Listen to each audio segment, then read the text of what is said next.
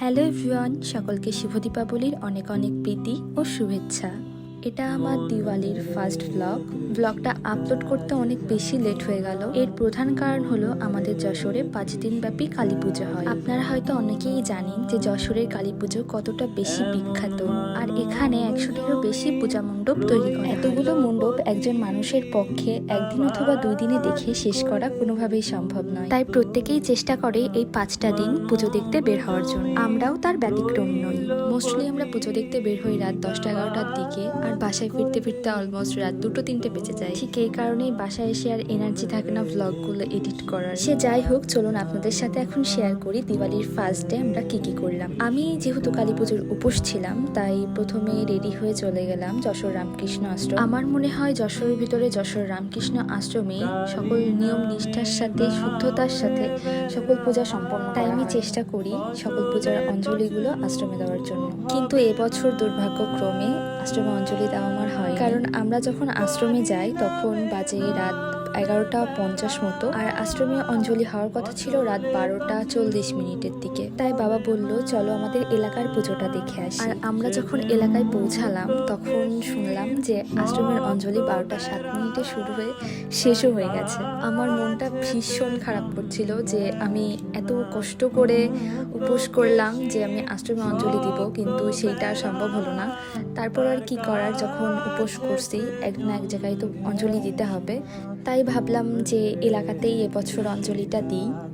এলাকাতে যেয়ে দেখি তখনও মায়ের পূজা চলছে, আর অঞ্জলি হতে এখনো বেশ কিছুক্ষণ বাকি আছে।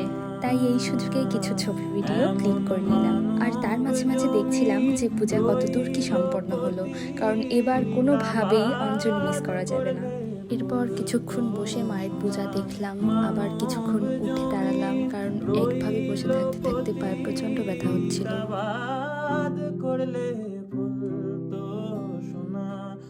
তারপর গিয়ে আবার মায়ের পূজা দেখলাম, আর এখানে মায়ের জন্য 108টা প্রদীপ জ্বালানো হচ্ছিল।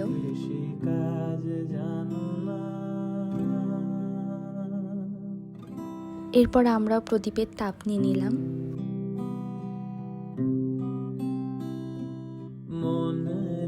এরপর মায়ের সামনে শুরু হলো হোমযজ্ঞ।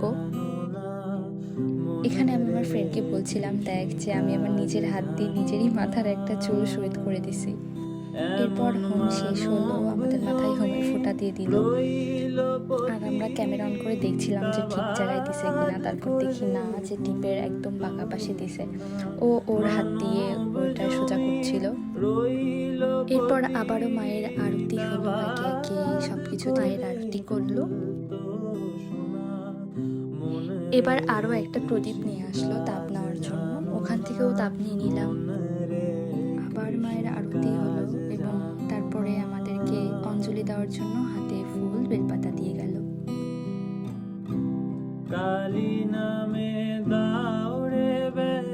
এরপর সকলের মঙ্গল কামনার জন্য মায়ের কাছে প্রণাম করে আশীর্বাদ চেয়ে চরণামৃত নিয়ে উপোসটা ভাবলাম। এরপর সকলের থেকে বিদায় নিয়ে বাসার পথ ধরলাম।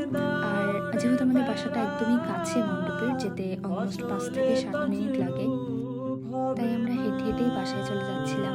আমাদের বাসায় যাওয়ার পথে আরো 2টা মন্দির পড়ে।